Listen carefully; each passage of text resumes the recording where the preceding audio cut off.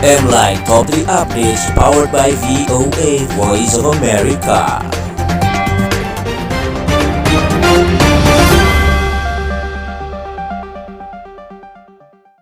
One year after the beginning of Russia's full-scale invasion of Ukraine and cascade of international sanctions against Russia, the country's economy is feeling the impact, although its effect has not been as fast and as effective as Western power had hoped.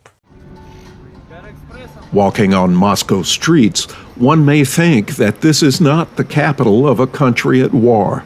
In stores, we can find American-designed next-generation phones, albeit at prices 30% more expensive than in the West. There are no visible shortages, and Russia can thank the traditional allies who have helped it dodge sanctions. There are 4 countries that continue to sell to Russia, whether legal or not: Iran, China, Turkey, and India. But the sanctions have succeeded in hitting entire sectors, such as Russia's automobile industry, whose sales domestically have fallen 80%. The Russian civil aviation sector has also taken a hit, cut off from virtually all international routes. Perhaps more importantly, Russian airlines find it almost impossible to get spare parts. Russia's government has intervened with a so-called parallel imports program to prevent shortages by allowing Russian companies to more freely buy products from suppliers via third countries.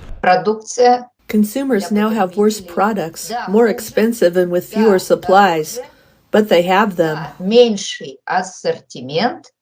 This policy has ensured that basic necessities are not lacking, which on the street translates into a feeling, real or not, of normality.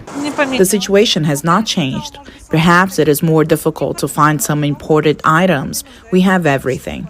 I think nothing has changed. We have already been under sanctions on other occasions, and we are already living this period calmly.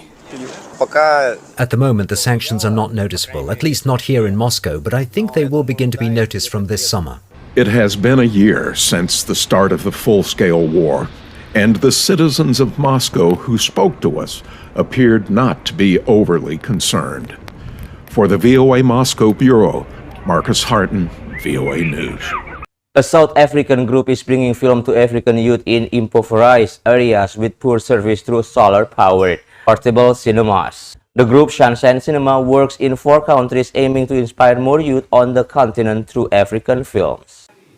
Like most villages in South Africa, Pankop has little access to power or the internet. Watching a film is a rare treat from aid group Sunshine Cinema, which brings a solar-powered movie projector and speaker to poor remote areas. The group also provides jobs to operators like Larata Atlawa, who says the African films they select are not about entertaining, but inspiring. After viewing a movie, you realize, the way I might have been doing things might have been a little bit offish or might have been wrong. And then it changes your perspective drastically to say, I can actually be a better person in my community. I can actually go out there and be the change in my community. South Africa's government says nearly 2/3 of youth under 24 are jobless, raising the temptation of crime, especially among young men. A boys' mentorship program hosted today's film, Riding with Sugar, a South African film that tackles the issue of xenophobia. Events like this are important because they help us to know which part of the future we want to be a part of. A future whereby we can eliminate all racism, all xenophobic attacks on foreigners, and we just want to be a better version of humanity. Sunshine Cinema, which runs on donations, started a decade ago in South Africa, but has since spread to neighboring Zimbabwe, Zambia, and Malawi. They are ready to expand further across Africa, says co-founder Sadal Willow-Smith. We would love to expand into other African countries. We believe that we have a model that can really work because we are addressing youth unemployment at the same time as working in distribution. The young people that go through our program receive rigorous training in impact facilitation. So they're coming out of this program with a lot of soft skills as well as a lot of skills that can be transferred into the workplace. Sunshine Cinema says their goal is to spark conversations about issues that affect Africans. They also offer an online course for anyone in a developing country with scholarships for those who cannot afford it on how to use media for impact. For remote communities like Pankop, the impact of the solar-powered cinema is to bring hope for a better world. Zahir Kasim for VOA News, Pankop, South Africa. Welcome to English in a Minute. High and dry are both common adjectives. But what does high and dry mean? Let's find out. If you know of anyone who needs a room in a great apartment, let me know. I thought you had a roommate. What happened? He left me high and dry. I came home the other night and he was just gone. Speaking of leaving you high and dry, I can't help with your party tonight. Sorry. What is with people?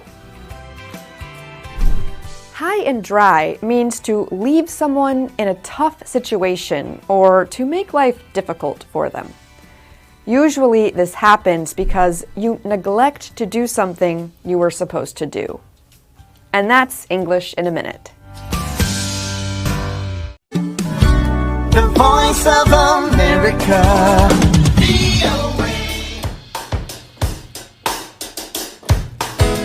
That is it for MLINE Top 3 Updates powered by VOA Voice of America this edition. Thank you very much for being with us. My name is Mirzawardana.